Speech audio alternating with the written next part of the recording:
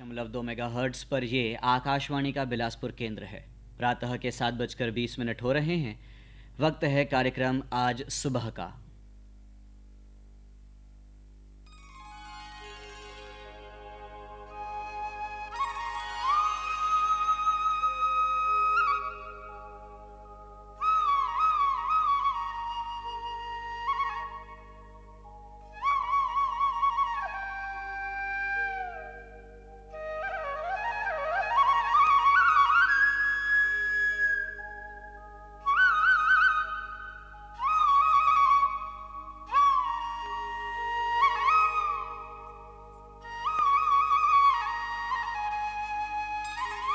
आज सुबह। कार्यक्रम आज सुबह सुनने वाले सभी श्रोताओं का मैं अंशुल गुलकरी स्वागत करता हूं। नमस्कार श्रोताओं, आज छत्तीसगढ़ के लोगों का सबसे लोकप्रिय और सबसे पहला त्यौहार है, जो है हरेली। पर्यावरण को समर्पित इस त्यौहार की आप सबको ढेर सारी शुभकामनाएं। इसी उपलक्ष्य में आइए सुनते हैं विशेष वार्ता छत्तीसगढ़ का लोक पर्व हरेली पर श्रीमती रश्मि रामेश्वर गुप्ता की। प्रस्तुति है महेंद्र साहू की।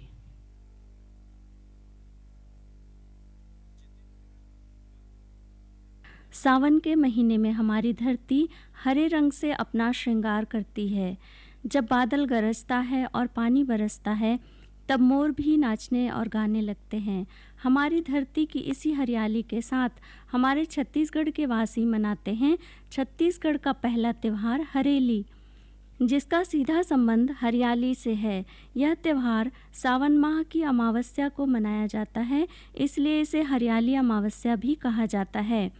जहाँ एक तरफ यह त्यौहार सामाजिक समरसता का प्रतीक है, वहीं इस त्यौहार का मनोवैज्ञानिक महत्व भी है। छत्तीसगढ़ के लोगों का जीवन कृषि पर ही अवलंबित है। खेतीबाड़ी का कार्य इनकी पूजा है, इनका धर्म है, इनकी प्रकृति है, और जहाँ प्रकृति के प्रति लगाव है, वहीं जीवन में हरितिमा है। चाहे वह वन क्षेत्र हो या मैदानी भूभाग, सर्वत्र हरापन है। छत्तीसगढ़ सदैव श्रम का पुजारी रहा है, चाहे वह किसान हो या अन्य श्रमिक वर्ग। जहाँ श्रम है वहीं गान है, और जहाँ गान है वहीं प्राण है। श्रम का सीधा संबंध उत्सव और पर्वों से है। ये उत्सव और पर्व हमारी आस्था और विश्वास के प्रतीक हैं। यूँ तो वर्ष के प्रारंभ का समय लोग अपने अपने कार्य व्यापार के हिसाब से मनाते हैं, किंतु कृषक जीवन में वर्ष का प्रारंभ आषाढ़ मास से माना जाता है। जब आसमान में काली काली घटाएं छा जाती हैं, बिजली चमकती है और रिमझिम पानी बरसने लगता है, तो सर्वत्र हरियाली छा जाती है।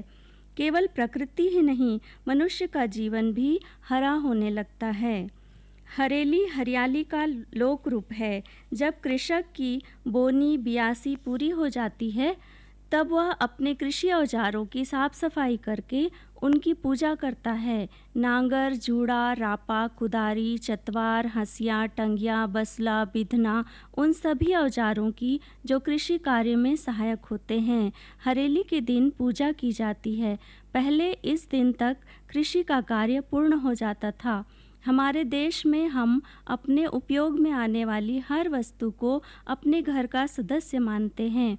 हम उनसे भावनात्मक रूप से जुड़े होते हैं, इसलिए उन वस्तुओं की भी हम पूजा करते हैं जिनसे हमारा घर परिवार चलता है। इसलिए किसान भी हरेली के दिन अपने कृषि औजारों की पूजा करता है।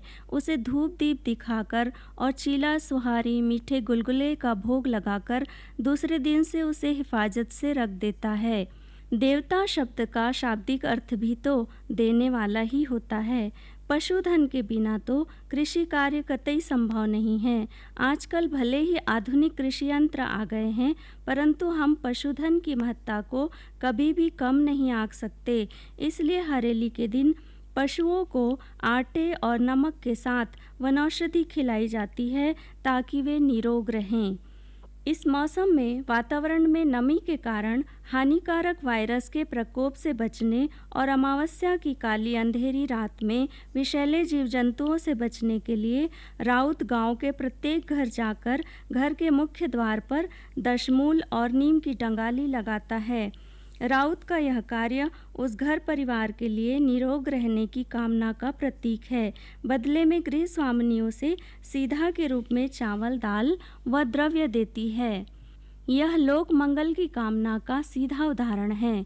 गांव के घर के मुख्य द्वार पर गोबर से पुत्रा पुत्री बनाए जाते हैं, जिसका वैज्ञानिक कारण यह है कि गोबर हानिकारक वायरस को नष्ट करने की शक्ति रखता है। इसलिए तो पहले घर के दरवाजे को गोबर से लीपने का नियम था। लोहार अपने किसान के घर के दरवाजे की चौखट पर जाकर लोहे की कील ठोकता है और बदले में आशीष के रूप में सीधा मतलब दाल, चावल और द्रव्य लेता है। लोहे की कील एक छोटे तड़ित चालक का काम करती है और घर की सुरक्षा करती है। रात्रि में सोने से पहले घर के दरवाजे पर राख की लकीरें खींची जाती हैं, जिससे रात्रि के अंधेरे में विषधर जीवों का घर में प्रवेश न हो पाए। कुल मिलाकर हरेली एक मंगल पर्व है। यह लोक मंगल की कामना का एक अद्भुत उदाहरण है, परंतु हरेली का यह लोक पर्व इतना भर ही नहीं है। इसमें बाल जीवन व लोक क्रीड़ा प्रेम की लंबी अनुगूंज गेड़ी के साथ माह भर सुनाई देती है। हरेली के दिन प्रातःकाल बच्चे गेड़ी के लिए ललायित रहते हैं। बच्चे बांस लेकर गेड़ी बनाने के लिए अपने बड़े बुजुर्गों से मिन्नत करते हैं। तब कहा जाता है कि पूजा होने दो तब गेड़ी चढ़ना, पर बच्चे तो बच्चे हैं, वे कब मानने वाले हैं। वे स्वतः गेड़ी बनाने भिड़ जाते हैं। गेड़ी पर चढ़ना बड़ा आनंदित करने वाला होता है, पर गेड़ी पर चढ़ना सबके बस की बात नहीं। गेड़ी की आवाज़ रोह पोपों सुबह शाम माह भर गली गुड़ी चौक चौराहों पर सुनाई देती है, कोई रोक ना टोक। इस प्रकार माह भर गेड़ी की भेंट अनेक पर्व व त्योहारों से होती है। गेड़ी की उपस्थिति नाग पंचमी, रक्षाबंधन, भोजली व प्रभावी आठे कन्हैया, पोरा व तीजा को भी आनंदपूर्ण व प्रभावी बनाती है। बच्चे गेड़ी को राखी बांधते हैं, भोजली की अगुवाई करते हैं और कमरछठ के दिन माताएं बच्चों के लिए सुख समृद्धि की और दीर्घायु की कामना करती हैं। तब वही बच्चे गेड़ी को सगरी में डुबाकर नहलाते हैं। कितनी अद्भुत है यह परंपरा लोक के मंगल कामना की। गेड़ी का विसर्जन तीजा के दूसरे दिन किया जाता है। तब बच्चे झुंड बनाकर चलते हैं, गेड़ी मचते हैं और विभिन्न मुद्रा में नृत्य भी करते हैं। बच्चे गेड़ी के पाऊ को नदी में, तालाब में विसर्जित करते हैं और डांड को घर ले आते हैं अगले वर्ष के लिए। अब गेड़ी केवल गाँवों में ही दिखती है, शहरों में नहीं। गेड़ी का उल्लेख महाभारत काल में भी हुआ। जब लाक्षागृह में आग लगी तब पांडवों ने लाक्षागृह से निकलने के लिए गेड़ी का उपयोग किया था। हरेली का पर्व और गेड़ी मूलतः प्रकृति से संबद्ध है। गेड़ी चढ़कर नृत्य करना आसान नहीं है। छत्तीसगढ़ का गेड़ी नृत्य तो विश्व में प्रसिद्ध है।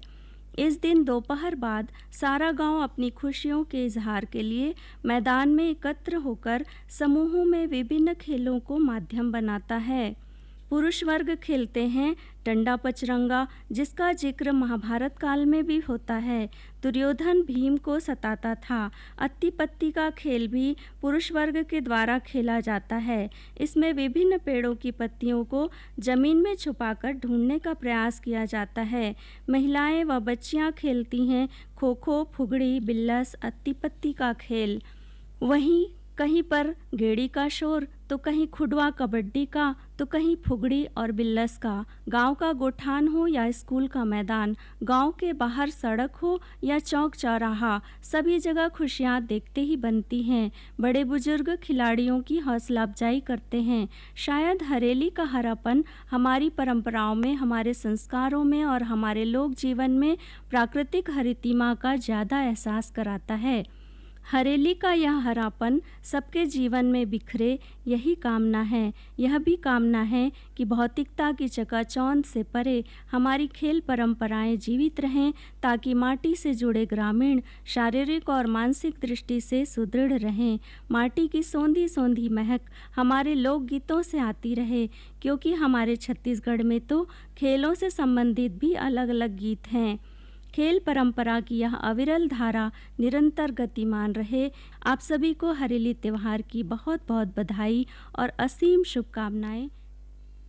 छत्तीसगढ़ ने है ठाना गांव गांव पानी है पहुंचाना। छत्तीसगढ़ सरकार के अगुवाई में जल जीवन मिशन 2023 तक ले 39 लाख ग्रामीण परिवार मन के दुआर तक नल कनेक्शन ले पानी पहुंचाए के योजना शुरू करे है, जेमा 55 लीटर प्रति व्यक्ति प्रतिदिन के हिसाब ले सबो मनखे मन ला पानी उपलब्ध कराए जाही। अब हर जन ला मिलही जल, हर घर पानी छत्तीसगढ़ ने ठानी। पहुँचाबो पानी कुरिया कुरिया मुहाटी मुहाटी। अधिक जानकारी बर ग्राम जल एवं स्वच्छता समिति में संपर्क करो। जल जीवन मिशन द्वारा जनहित में जारी।